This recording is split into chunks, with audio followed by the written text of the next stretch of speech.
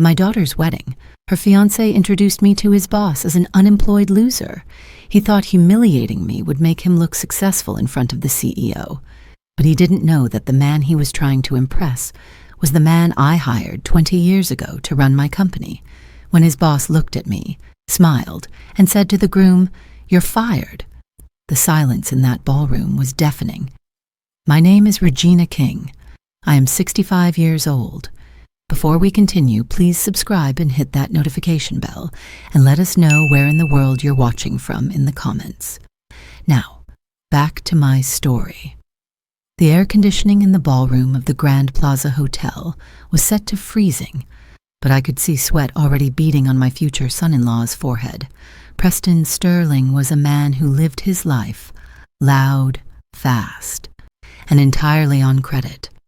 He stood in the center of the room in his white tuxedo, gleaming under the crystal chandeliers like some prince in a fairy tale he couldn't afford. Meanwhile, I stood in the shadows near the kitchen entrance, wearing the only suit I'd kept in my closet, a charcoal gray wool blend from the 90s that smelled faintly of mothballs and cedar. I hadn't bought new clothes in years. There was no need. I had nothing to prove to anyone. I watched my daughter, Nia, glowing in a wedding dress that cost more than the down payment on my first house. She looked happy, radiant even, but her eyes kept darting around nervously, checking on Preston, checking on the guests, checking on me. She was ashamed. I could feel it in the way she hesitated to bring her friends over to introduce them to her mother, to her, and to everyone in that room. I was just Regina, the old woman who lived in a wooden cabin on the edge of town, drove a rusted Ford truck, and spent her days fishing and whittling wood on the porch.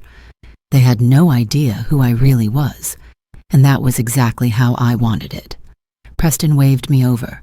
It wasn't an invitation, it was a summons. He was sitting at the VIP table reserved for the most important people in his world, and seated there was a man I knew very well, though he hadn't seen me in 5 years. Mr. Henderson, the current CEO of King Logistics, the man I had personally groomed to take over my empire when I decided to vanish into the background. "Come here, Regina," Preston shouted, his voice booming over the jazz music. "I want you to meet someone important." I walked over slowly. My knees ached, a reminder of 40 years spent loading cargo trucks before I owned the fleet.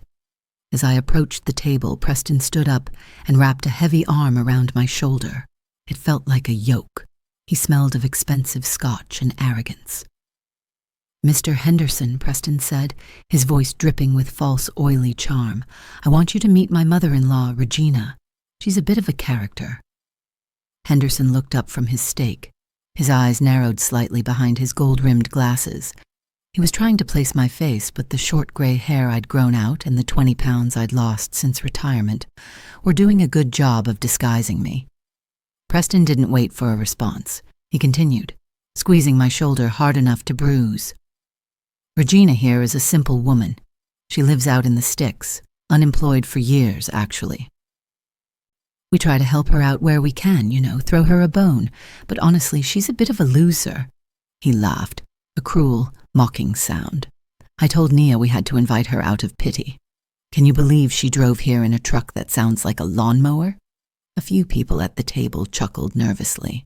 Nia, who was standing a few feet away, dropped her gaze to the floor. She didn't defend me. She didn't say a word.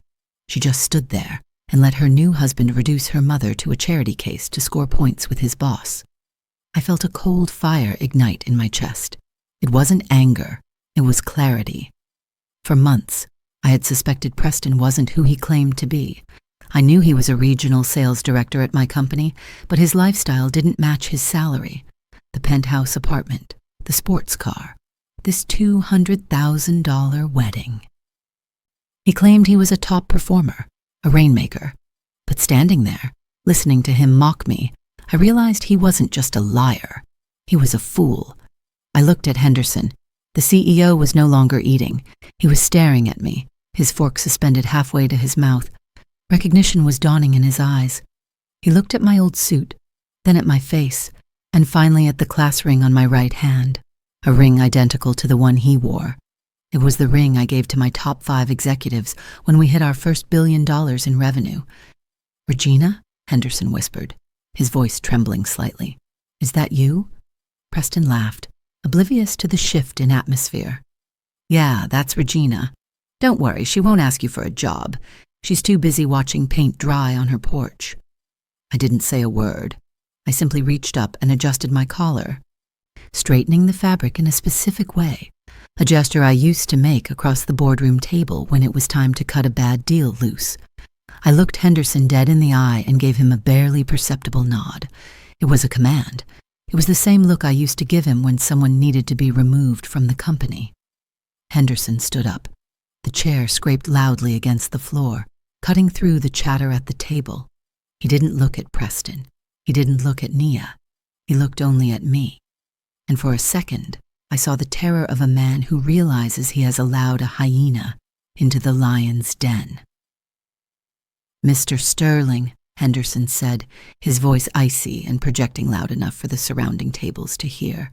Preston smiled, thinking he was about to receive a compliment. "Yes, sir." "You just called this woman an unemployed loser," Henderson said. "Yeah, just a joke, sir," Preston waved his hand dismissively. "Just keeping it light." "It's not a joke to me," Henderson replied, his face pale. "This woman is not unemployed, and she is certainly not a loser. She is the reason you have a job." He paused, letting the words sink in.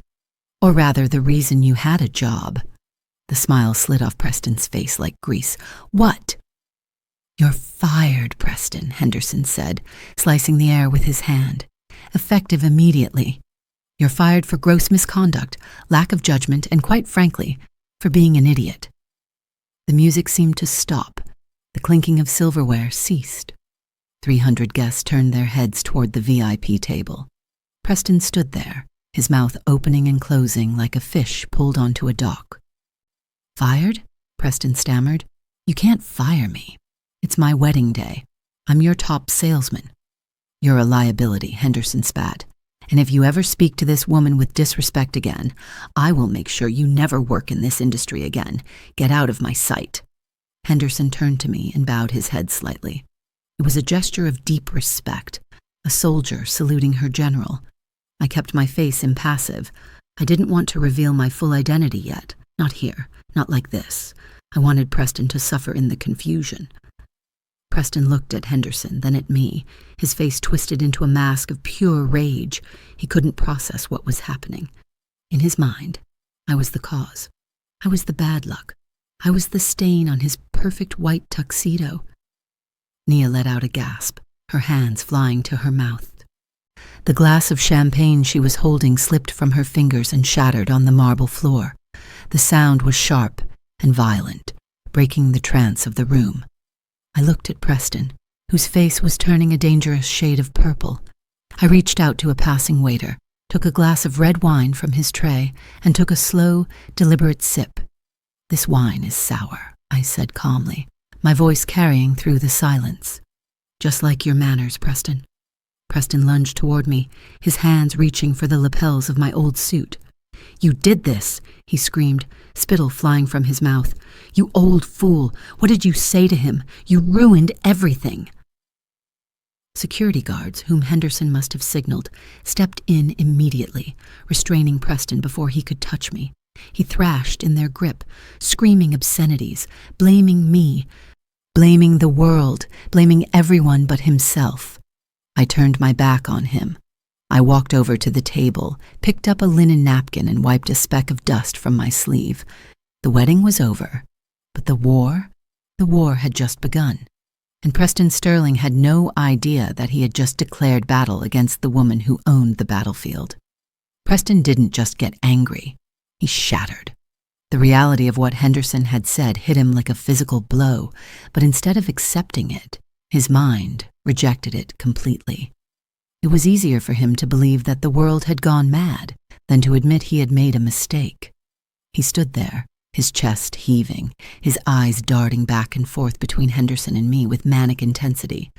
"You're joking," Preston laughed, but it was a dry, hysterical sound that made the guests closest to him step back. "This is a test, right, boss? You're testing my loyalty. You want to see if I can handle pressure. Well, I can handle it. Good one, sir. You really had me going there." Henderson didn't smile. He didn't blink. He adjusted his glasses and looked at Preston with the cold detachment of a woman watching a bug writhe on a pin. "I am not joking, Mr. Sterling. You are fired.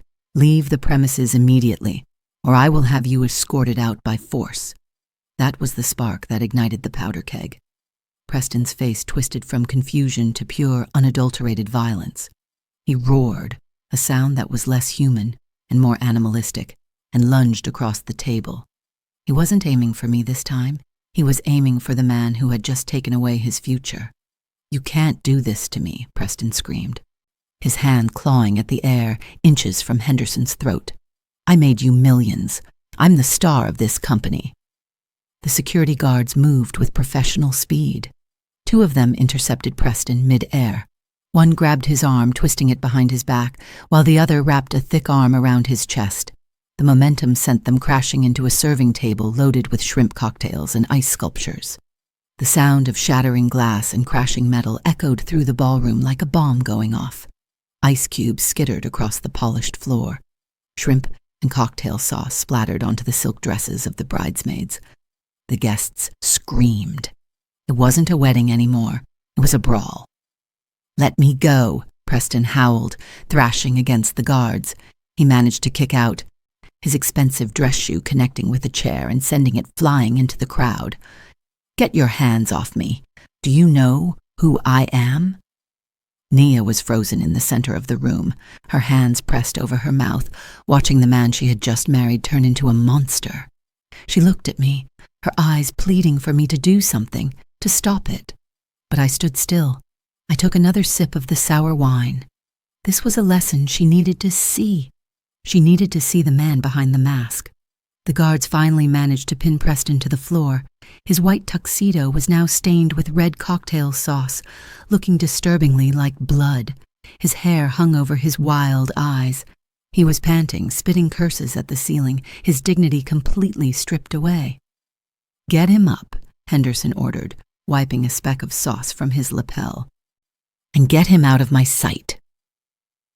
As the guards hauled Preston to his feet, the atmosphere in the room shifted from shock to judgment. The guests were whispering, pointing, recording everything on their phones. The illusion of the perfect power couple had dissolved, leaving only a violent, unemployed man and his terrified bride. Preston shook the guards off as soon as he regained his footing, though they stayed close, ready to pounce again. He smoothed his jacket with trembling hands, his chest heaving. He looked around the room, seeing the cameras, the judgmental stares, the ruin of his big day. He needed a scapegoat. He needed someone to blame because a narcissist can never look in the mirror. His eyes locked on me. "This is your fault," he screamed, pointing a shaking finger at my chest. "You did this. You and your bad luck. You walked in here looking like a beggar, and you poisoned everything." He turned to Nia, who was sobbing quietly now. "And you let her in. I told you not to invite her. I told you she was nothing but trouble. Look at what she did. She turned my boss against me. She probably lied to him. She probably told him some sob story to make me look bad." Nia shook her head, tears streaming down her face. "Preston, stop. She didn't say anything. You were the one who insulted her." "Shut up," Preston snapped, his voice cracking. "You're supposed to be on my side. I gave you everything. I gave you this wedding. I gave you this life, and you let your loser mother ruin it all." He was unraveling, spewing venom in every direction. He called me a curse. He called me a parasite. He claimed I had been jealous of his success and had plotted this whole scene to humiliate him. It was delusional, but he believed it. He had to believe it to survive the weight of his own ego. I walked past him without a word. I walked past Nia, who tried to reach for my hand, but I stepped out of reach. I walked through the ballroom, through the heavy double doors, and out into the cool night air. My rusted Ford truck was waiting for me in the valet line, parked right next to the Bentleys and Mercedes. The valet attendant looked at me, holding my keys. "Ready to go, ma'am?" he asked. I took the keys and climbed into the cab. The engine roared to life with a rough, sputtering sound that Preston hated. I smiled. It was the sound of freedom. I drove away from the hotel, leaving the chaos in my rearview mirror, knowing that the hardest part was yet to come. Preston would come for me. He would come for my land, and when he did, I would be ready. 3 days passed in a silence that felt heavy, like the air before a tornado touches down.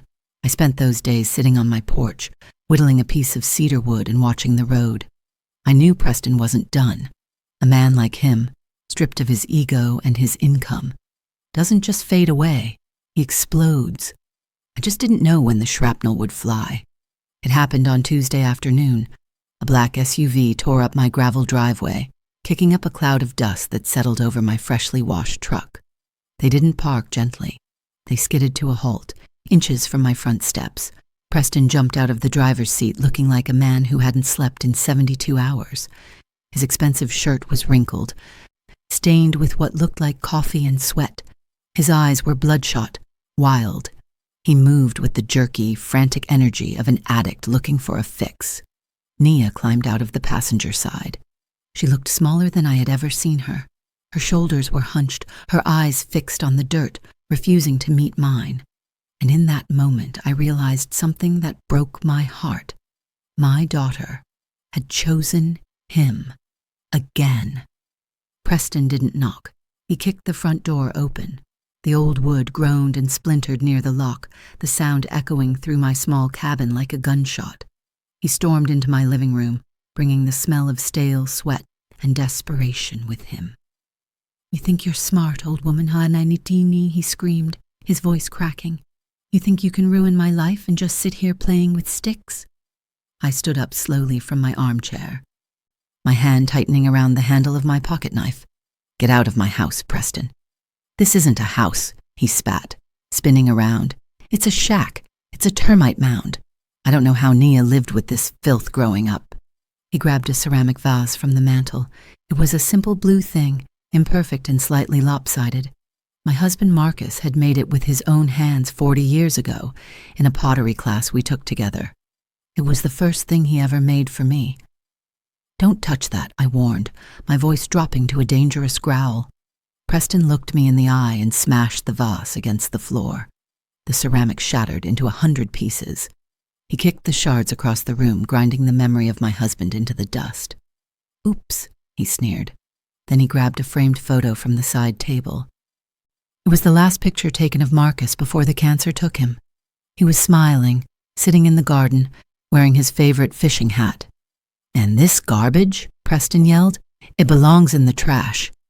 He threw the photo out the open door. It landed face down in the dirt of the front yard. My heart hammered against my ribs, with a violence I hadn't felt in years. I wanted to tackle him. I wanted to break him. But I stayed rooted to the spot. Violence was his language. If I fought him physically, he would win the narrative. I had to beat him my way. Preston reached into his jacket and pulled out a thick legal envelope. He slammed it onto my small dining table with enough force to make the salt shakers jump. "Read it," he commanded. I didn't move. "Tell me what it is." "It's a lawsuit," Preston announced, puffing out his chest. "Defamation of character, loss of income, emotional distress, malicious interference with a business contract. I'm suing you, Regina. I'm suing you for $5 million. I looked at the envelope, then at him. $5 million, I repeated calmly. "You don't have $5, Preston. I will when the court is done with you," he shouted. "You told lies to Henderson. You slandered me. You destroyed my reputation in this town. I can't get a job interview. No one will hire me. You took everything from me. So now I'm going to take everything from you." I looked at Nia. She was standing by the door, refusing to look at the broken vase or the photo in the dirt. She was trembling. "Nia," I said softly, "is this what you want?" She didn't answer. She just wrapped her arms around herself as if she were cold. "Don't talk to her," Preston barked, stepping between us. "She's on my side. We're a team, and we know you don't have 5 million liquid. We know you're broke, but you have one thing." He pulled another document from his pocket. It was crumpled and stained with coffee. He smoothed it out on the table next to the lawsuit. "This land," he said, waving his hand around the room. "It's the only asset you have. I checked the county records. You own it free and clear. It's a dump, and the cabin should be condemned, but developers are buying up properties along the highway." He pointed a shaking finger at the paper. It was a quitclaim deed. "Sign it," he demanded.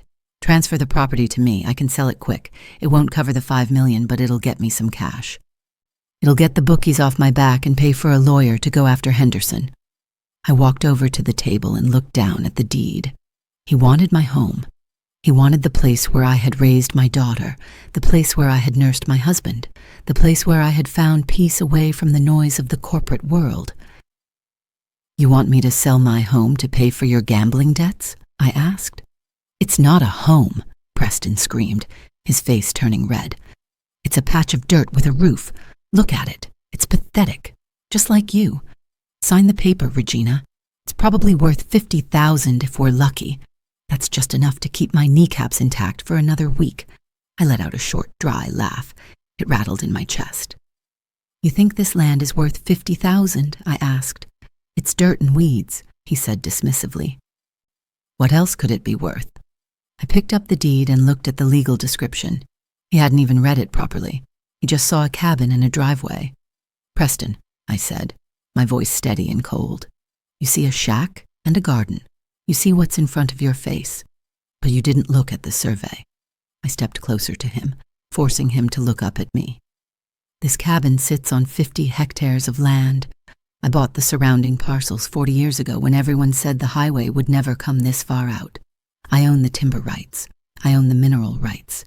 And last year, the city rezoned this entire sector for commercial development." Preston's eyes bulged. His mouth fell open. "This land isn't worth 50,000, Preston," I said. "It's appraised at $12 million. The silence that followed was absolute. Even Nia looked up, her eyes wide with shock. Preston stared at me, then looked around the cabin with a new expression. The disgust was gone, replaced instantly by a ravenous, desperate greed. He looked like a starving wolf that had just stumbled upon a slaughterhouse. 12 million, he whispered. "You're sitting on 12 million and you live like this? You drive that piece of junk truck and wear these rags when you have 12 million in the dirt?" "I live like this because I choose to," I said. "Because my memories are here. Because my husband is buried under the oak tree out back. You see a price tag, Preston. I see a sanctuary. And I am not selling a square inch of it to save a leech like you." Preston's shock morphed back into rage, but this time it was fueled by envy. He snatched a pen from his pocket and shoved it into my chest. "Sign it," he hissed. "Sign it right now. You owe us. You owe Nia. You've been hoarding this wealth while we struggle. It's selfish. It's evil. Sign the paper, old woman, or I swear I will burn this place to the ground with you in it." "No," I said. Preston threw the pen across the room. It bounced off the wall and landed in the fireplace. He paced back and forth, running his hands through his hair, muttering to himself. He looked at the lawsuit, then at the deed, then at me.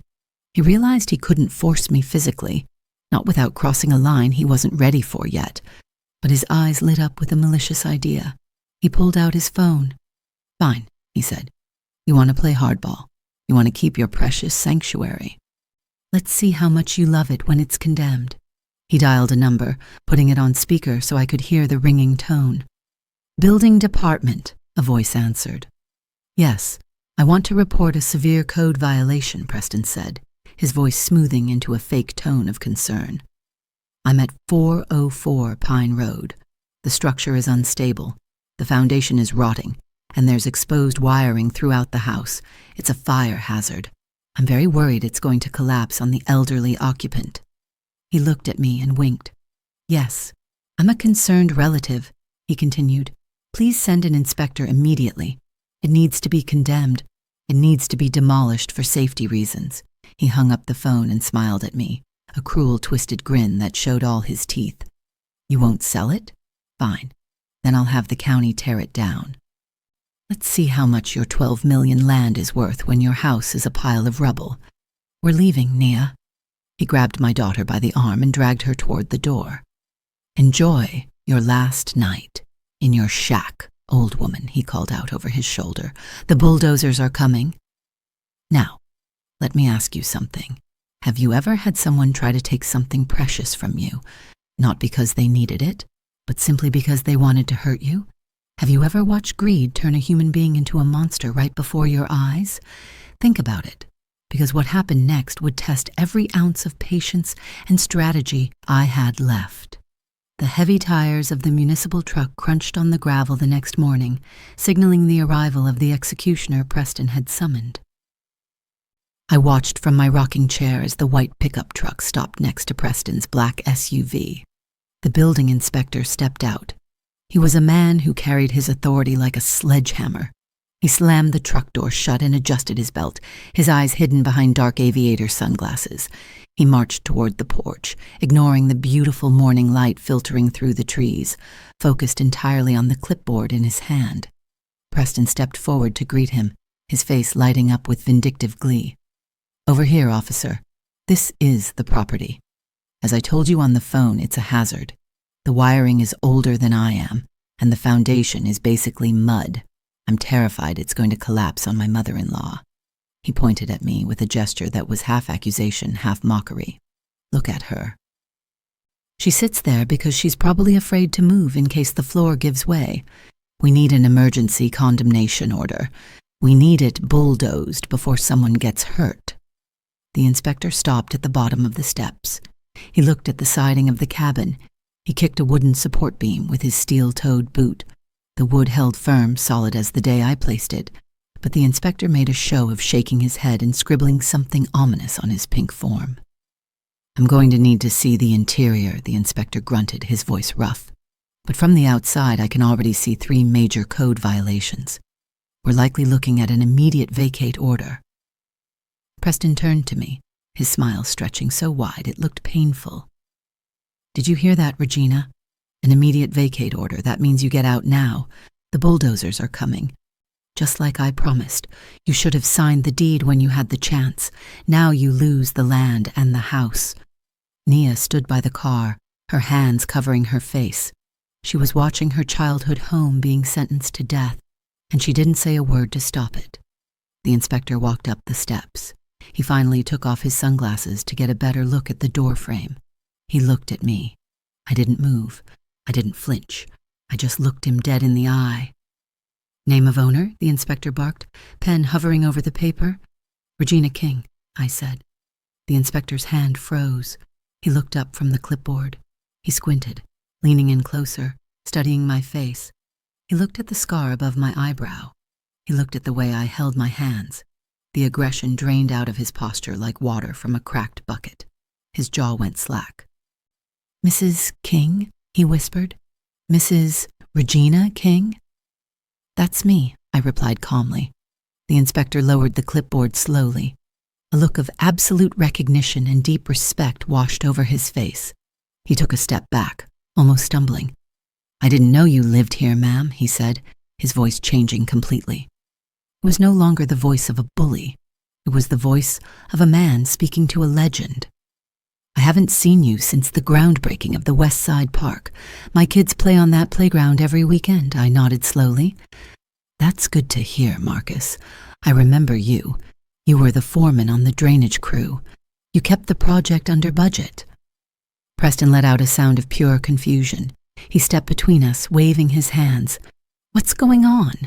Why are you talking to her like that? She's a code violator. She's living in a shack. Condemn it. Marcus turned on Preston. The look he gave my son-in-law was withering. He looked at Preston like he was something he had scraped off his boot.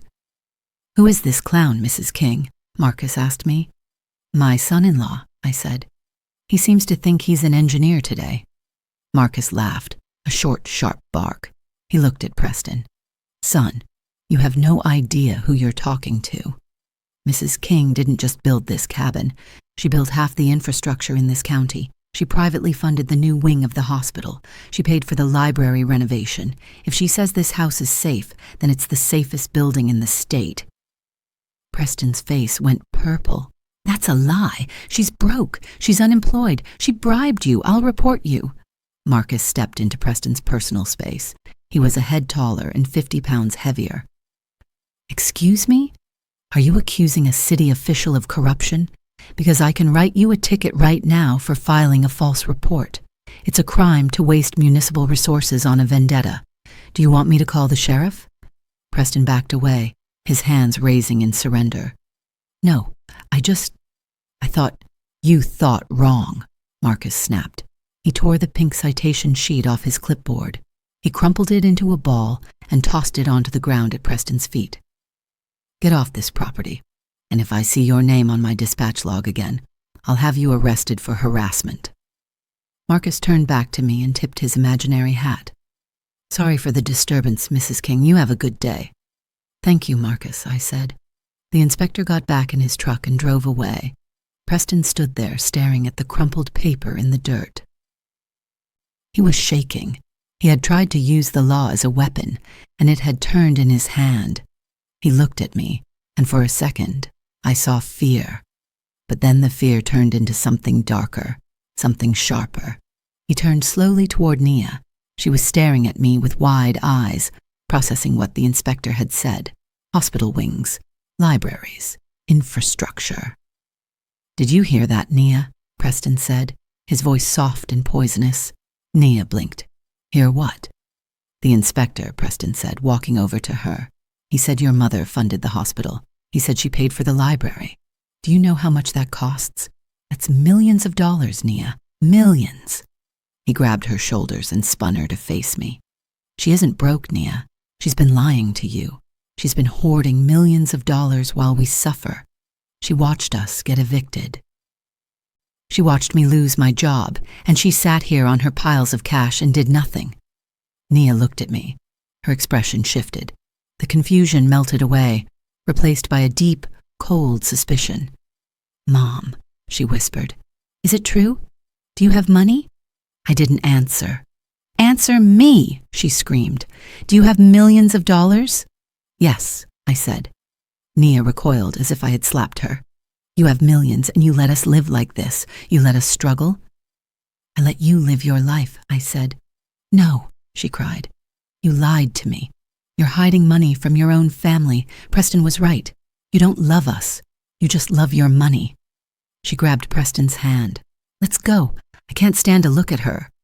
Preston smirked at me as he led her to the car. He hadn't destroyed my house, but he had destroyed something far more important. He had turned my daughter against me, and as they drove away, I knew this wasn't over. It was just the beginning of a much dirtier war. But here's what I need you to understand. When someone accuses you of being selfish, for protecting yourself, when they twist your wisdom into cruelty, when they use your own child as a weapon against you, what do? Do you break? Do you give in? Or do you stand firm and trust that the truth will eventually reveal itself?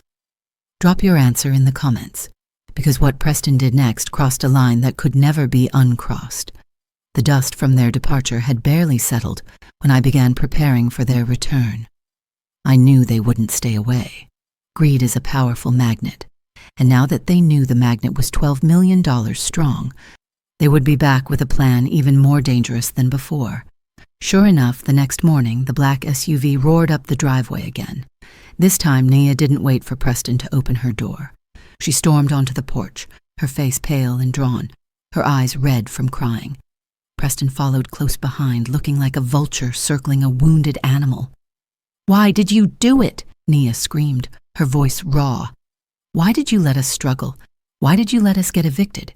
You have millions, Mom. Millions. And you watched me cry over unpaid bills. You watched me stress about the wedding budget. Do you hate me? Is that it? Do you hate me that much? I sat in my chair, my hands resting on my knees. I didn't hate her.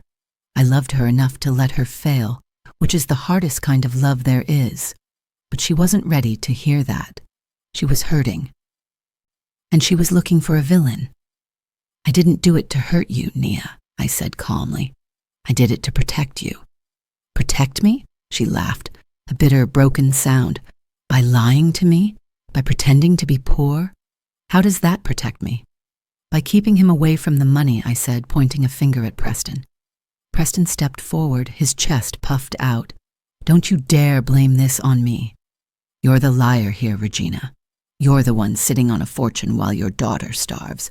You're a miser, a selfish old miser. I stood up. I reached under my chair and pulled out a thick manila folder. I had compiled it over the last 6 months with the help of a private investigator. It was heavy.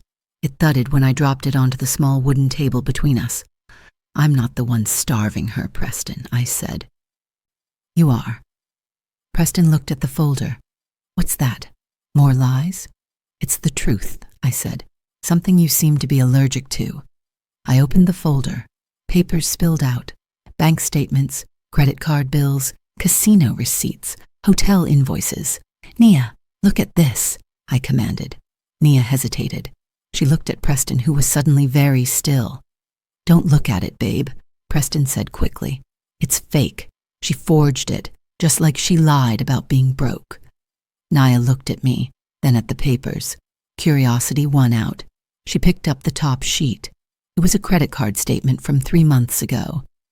This is your card, Preston, she said, frowning. It says you spent $5,000 at the Diamond Club. She looked up. That's a strip club. You told me you were at a sales conference in Chicago. Preston's face went white. That's not mine.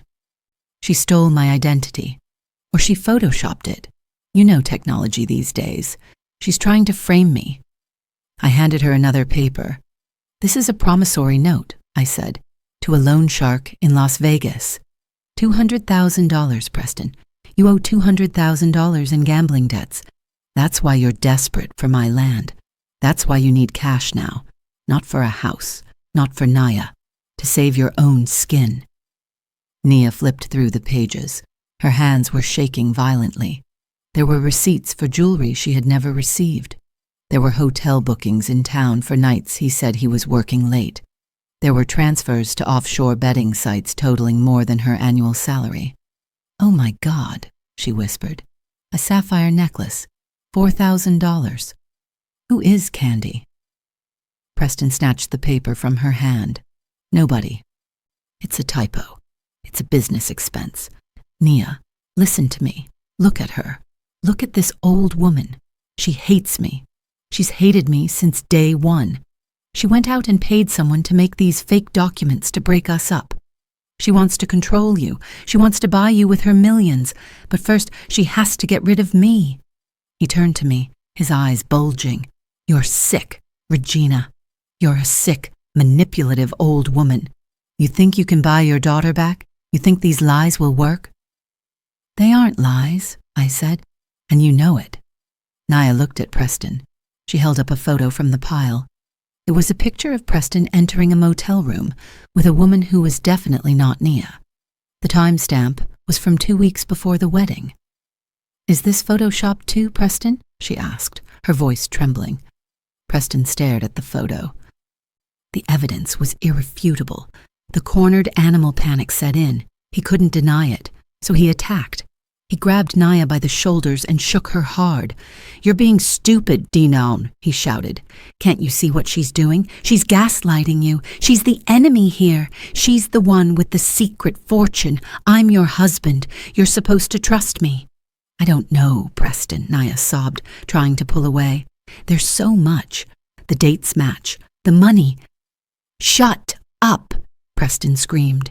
He raised his hand, his face twisted in a snarl of pure aggression. He was going to hit her. He was going to strike my daughter to silence her doubts. The air in the room changed instantly. I moved. I didn't move like a 65-year-old woman. I moved like the warehouse worker I used to be. I caught Preston's wrist, in midair, inches from Nia's face. My grip was iron. I squeezed, digging my thumb into the tender tendons of his wrist. Preston gasped, his eyes snapping to mine. Let go, he grunted. I twisted his arm, forcing him to step back, forcing him to release Nia. I stepped between them, a wall of gray wool and rage. If you ever, I said, my voice low and vibrating with a deadly promise, raise your hand to my daughter again, you will not walk out of this house. Do you understand me? I shoved him backward. He stumbled, tripping over his own feet and crashing into the doorframe. He rubbed his wrist, looking at me with a mixture of fear and hatred. He had underestimated the old woman again. Nia was crying, clutching the damning papers to her chest. She looked at Preston with horror, as if seeing him for the first time. Get out, I told him. Get off my property. Preston straightened his jacket. He looked at Nia, then at the papers, then at me. He regained a sliver of his bravado, the mask sliding back into place. Fine, he spat. I'm leaving. But this isn't over, old woman. You think you've won because you have some money and some fake photos, but you don't know who you're dealing with. He pointed a finger at me. You're going to regret this. I'm going to take everything. The land, the money, the girl. You're going to die alone in this shack, and I'm going to spit on your grave. He turned to Naya. Are you coming, or are you staying with the liar? Naya didn't move. She just cried. Suit yourself, Preston sneered. You'll come crawling back when you realize she's just trying to control you. He stormed out to the SUV, slammed the door, and peeled out of the driveway, leaving a cloud of dust and a silence that felt like a wound. I turned to my daughter. She was broken, but at least she was safe, for now. You're going to pay for this, Preston yelled out the window as he drove off. You're going to pay. And as I watched his taillights disappear into the distance, I knew he was right about one thing. This wasn't over, not by a long shot. Because desperate men don't just give up, they go nuclear. And Preston Sterling was about to drop the biggest bomb of all. What do you do when a cornered animal has nothing left to lose? When a man drowning in debt, humiliation, and rage decides that if he can't have what he wants, then no one will? That's the question I faced as Preston Sterling disappeared down my driveway that afternoon, leaving my daughter sobbing on my porch and a trail of threats hanging in the air like smoke. I knew men like Preston. I'd fired dozens of them over the years, and I knew that the most dangerous moment in dealing with a narcissist isn't when you confront them. It's when you take away their last shred of control. The seed of doubt Preston planted in my daughter's mind had already taken root, but what I didn't know was that he had one final, unforgivable card left to play. A card so vicious, so calculated, that it would force me to reveal everything I'd worked 40 years to build. Because Preston Sterling wasn't just a con artist. He wasn't just a cheat and a liar. He was a man willing to commit the ultimate betrayal. He was going to try to take away my freedom. It happened at 2 o'clock in the morning. I was awake, sitting in the dark, monitoring the security feeds on my old phone. I saw the headlights cut through the trees long before they reached the cabin. It wasn't a police car. It wasn't a standard ambulance. It was an unmarked white van with tinted windows. Preston hadn't called the county services. He had hired a private patient transport service, the kind that asks no questions as long as the check clears. I stood up and put on my jacket. I knew I couldn't fight them off physically. If I pulled a weapon or threw a punch, I would only prove Preston's narrative that I was violent and unstable. I had to play this hand differently. I reached into my safe and took out a small silver USB drive. I had prepared it days ago for a moment just like this. I slipped it into my palm, hiding it inside my sleeve. The front door burst open. No knock, no warning. 2 men in blue scrubs entered. They were the size of linebackers, their faces blank and professional. Preston walked in behind them, holding a clipboard. Nia trailed at the back, her face buried in her hands, sobbing. Mrs. King, the first orderly said, stepping toward me. We're here to take you to a safe place. I didn't move. I looked at Preston. You're a coward, Preston. You can't win a fair fight, so you have to lock me away. Preston didn't look at me. He turned to Nia and held out the clipboard and a pen. Sign it, honey. The doctor is waiting. We have to do this now before she hurts herself. Nia looked at me. Her eyes were wide with terror and sorrow. Mom, please. It's for your own good. You're not well. We just want to help you. I'm perfectly sane, Naya, I said calmly. And he's lying to you. "See?" Preston shouted, pointing at me. "She's paranoid. She thinks everyone is lying. Sign the paper, Nia. Do it now." Nia's hand trembled as she signed the involuntary commitment order. The scratch of the pen on the paper sounded like a sentence being passed. As soon as the ink was dry, the orderlies moved. They didn't ask me to walk. They grabbed my arms. I stiffened, planting my feet. "I can walk," I said. "She's resisting," Preston yelled. "Sedate her." One of the men pulled a syringe from his pocket. It was already prepped. He didn't hesitate. He jabbed it into my shoulder through the wool of my jacket. I felt the sting, then the cold rush of the chemical hitting my bloodstream. "You didn't have to do that," I gritted out, my legs starting to feel heavy. Preston smiled. It was a smile of pure victory.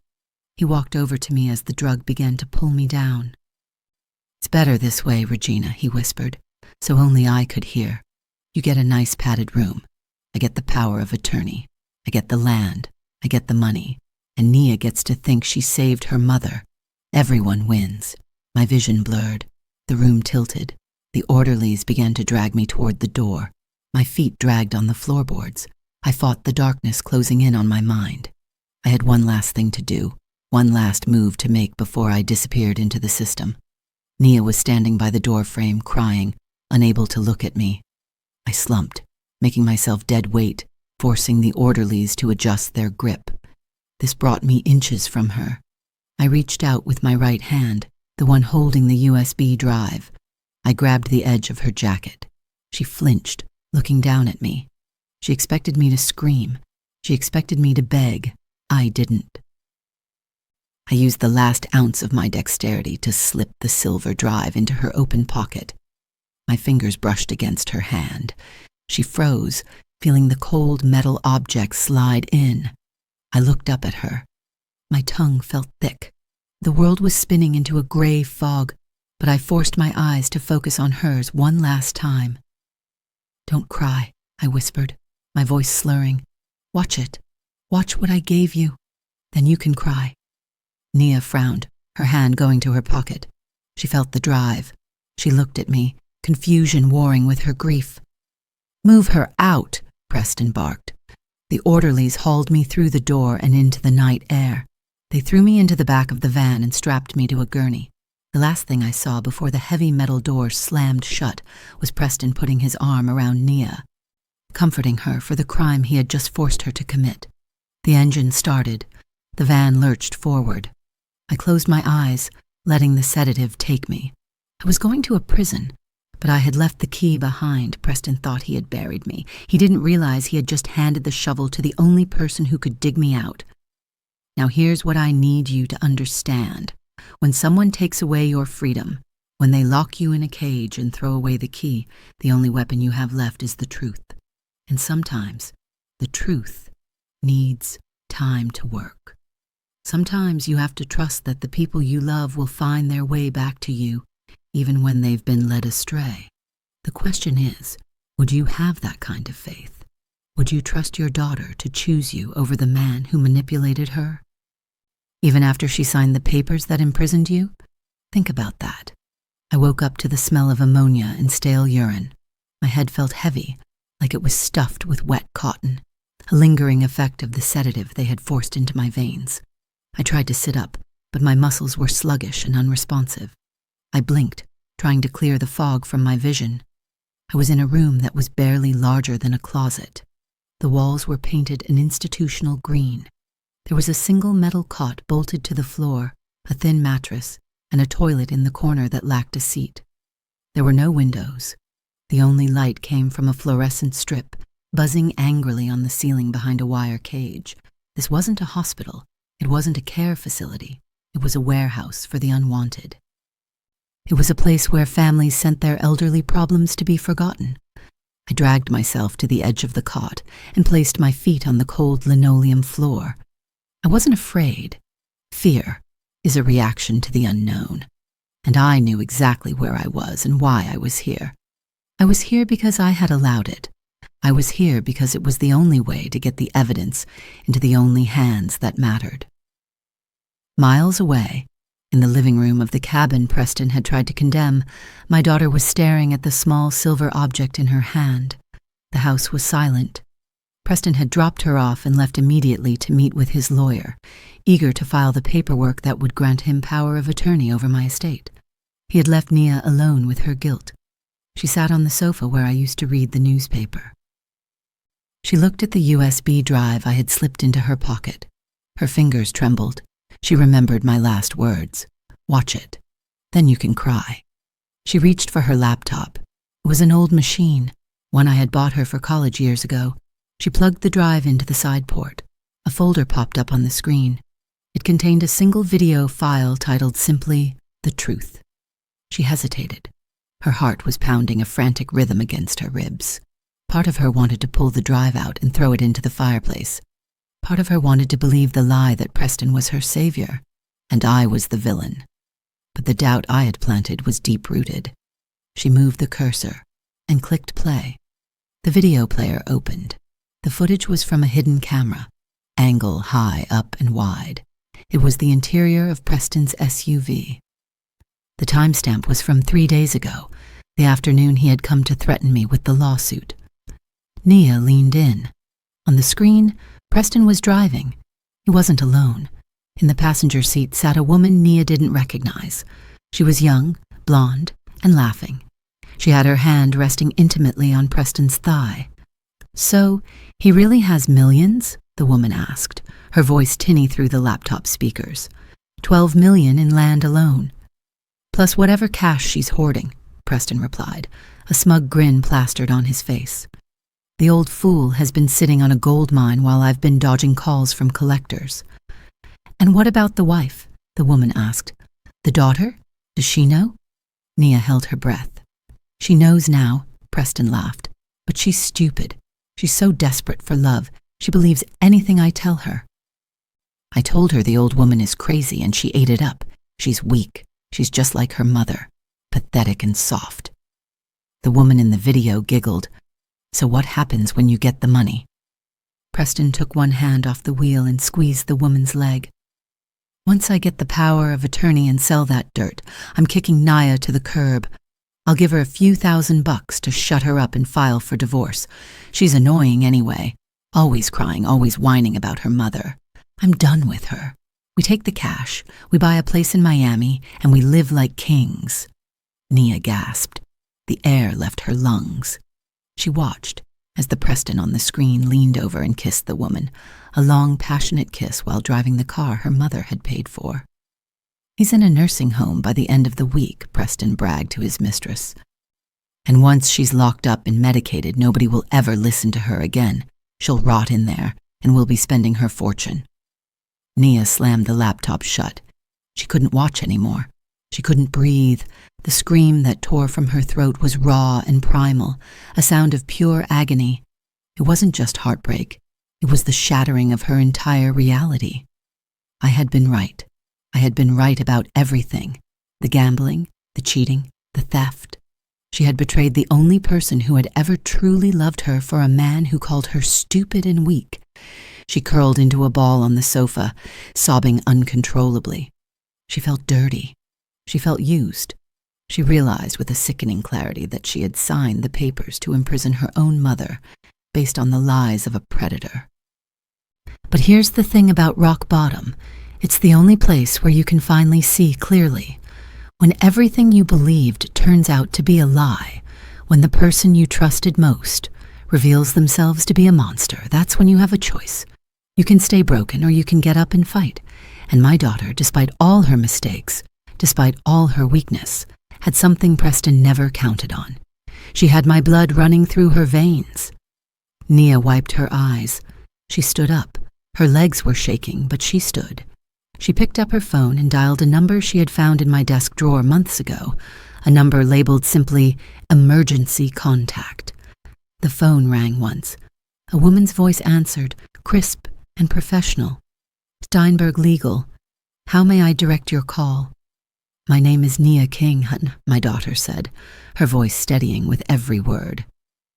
"And I need to speak to Miss Steinberg immediately. It's about my mother, Regina King.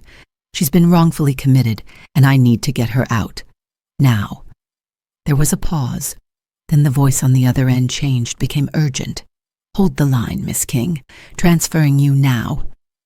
Within seconds, another voice came on. It was Miss Steinberg, my chief legal counsel for 40 years. Nia, is that you? What's happened? He locked her up, Nia sobbed. Preston had her committed. He drugged her. He took her away in a van. And it's my fault. I signed the papers. I believed him. But he's been lying about everything. I have proof. I have video. Miss Steinberg, I need to fix this. Please, help me get my mother back. Miss Steinberg's voice turned to steel. Listen to me very carefully, Nia. Where is your mother now? I don't know the name of the facility. They just said it was a private care home. I'll find it, Miss Steinberg said. Your mother has protocols in place for exactly this scenario. She predicted this might happen. Stay where you are. Don't talk to Preston. Don't sign anything else. We're mobilizing now. The line went dead. Nia sat there, clutching the phone, feeling the weight of her betrayal, but also feeling something else. Purpose. For the first time in her adult life, she wasn't waiting for someone to save her. She was going to save the person who mattered most. Back in my cell, the heavy steel door opened. A large orderly walked in. He held a cordless phone in his hand. He looked at me with dead eyes. Call for you, he grunted. He held the phone to my ear. I couldn't move my arms fast enough to take it. Hello? I rasped, my throat dry. Hello, Regina. Preston's voice chirped in my ear. How's the vacation? Is the food good? You won't get away with this, Preston, I said. I already have, he replied. I'm at the cabin. I have the deed, and I have Nia. She found your little movie, by the way. She didn't like it. But don't worry, I took care of her. She's locked in her room for her own safety, just like you. My hand clenched into a fist. If you hurt her, what are you going to do, Regina? Ha! He interrupted. You're locked in a box. You're powerless. You're nothing. I have the land. I have the girl. And you're going to rot in there until you die. Goodbye, old woman. The line went dead. The orderly took the phone back and walked out, the lock engaging with a heavy clank behind him. I sat in the silence of my prison. Preston thought he had won. He thought the game was over. He didn't know that I wasn't trapped in there with him. He was trapped out there, with me. I looked at the door handle. It was a simple pin tumbler lock. I reached into the hem of my trousers and pulled out a thin, stiff piece of wire I had concealed days ago. You see, when you've spent 40 years fixing broken machinery and unjamming conveyor belts, you learn that every lock has a weakness. Every system has a back door. And I had been planning my escape since the moment they brought me in. It was time to check out. I waited until the heavy footsteps of the orderly faded down the hallway. Before I moved, the lock was a standard commercial-grade deadbolt, strong against force but weak against finesse. I inserted the wire, feeling for the tumblers. I closed my eyes. I didn't need to see. I needed to feel. 1 click, 2 clicks. The third pin resisted, gritty and stubborn, but I coaxed it upward. The cylinder turned with a soft metallic groan that sounded like freedom. I pushed the door open just an inch. The hallway was dim, lit by flickering fluorescent tubes.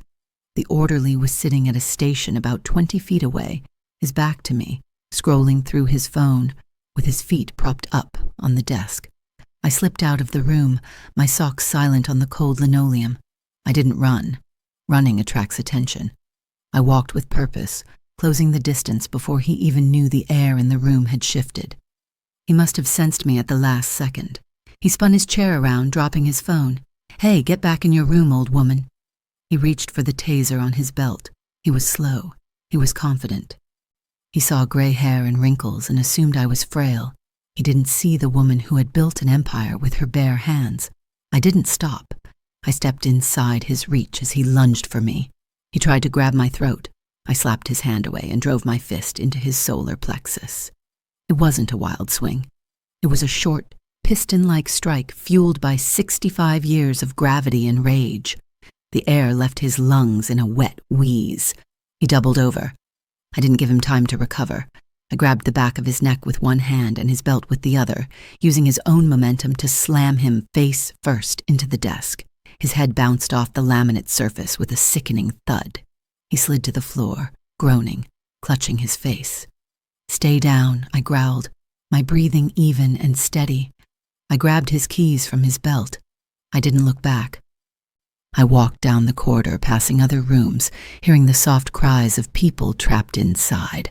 I promised myself I would burn this place to the ground, legally speaking, once I was done. I reached the end of the hall and found the heavy oak door marked Administration. I didn't knock. I used the master key and threw the door open. The office was plush, a stark contrast to the cells in the back. Persian rugs, mahogany furniture, the smell of expensive cigars. Sitting behind the desk was the director, a man named Dr. Artful. He was counting a stack of cash, likely the bribe money Preston had paid him. He jumped up, scattering the bills across the desk. "Who are you?" he demanded. "How did you get out? Security." I slammed the door shut behind me and locked it. "Sit down," I commanded. Dr. Artful looked at the phone on his desk. "Don't even think about it," I said, walking toward him. "By the time you dial, I'll be across this desk, and unlike your orderly, I won't be gentle." He sat back down, his face pale. "Look, Mrs. King, we can work this out. Your son-in-law paid for a premium package. We're just following protocol." "My son-in-law didn't pay for anything," I said, leaning over the desk. "He paid you with stolen money. But that's not your biggest problem right now. Your biggest problem is that you didn't do your due diligence. You didn't check who I was." I reached into my pocket and pulled out my old brick phone. I placed it on the desk next to his pile of dirty money. "Look at the wall behind you," I said. Harris turned. On the wall, amidst various diplomas and awards, was a large bronze plaque commemorating the founding donors of the facility. "Read the top name," I ordered. Harris squinted. "The Marcus King Foundation." "Marcus King was my husband," I said, my voice dropping to a whisper that filled the room. "This facility exists because I wrote a check for $3 million 10 years ago to care for the elderly with dignity. I own the land this building sits on. I sit on the board of the trust that pays your salary." Harris turned back to me. His mouth opened and closed, but no sound came out. The blood drained from his face so fast he looked like a corpse.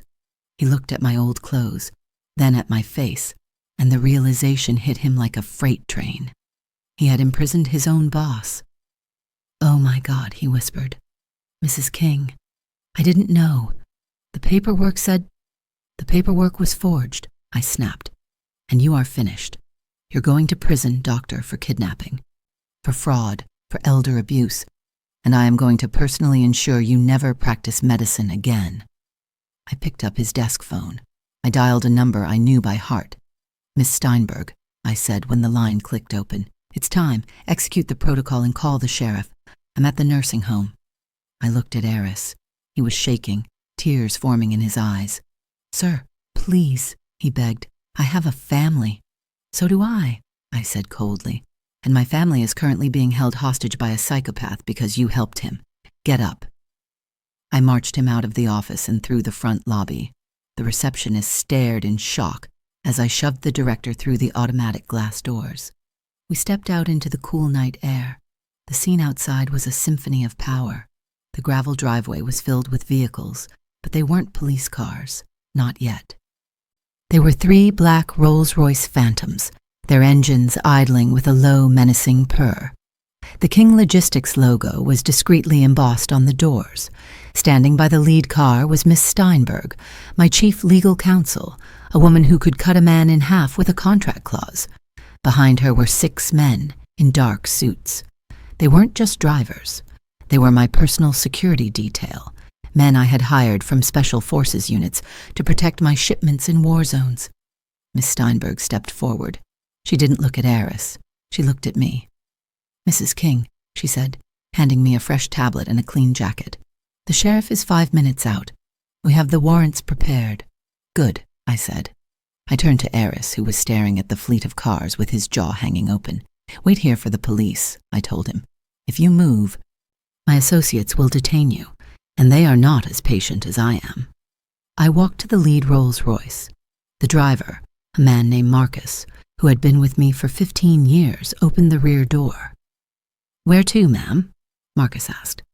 I looked toward the horizon, toward the woods where my cabin stood, where my daughter was waiting, where Preston was celebrating a victory he hadn't earned. I adjusted my new jacket. I felt the strength returning to my limbs. The old woman was gone. The CEO was back. "Take me home, Marcus," I said, stepping into the leather interior. "We have to take out the trash."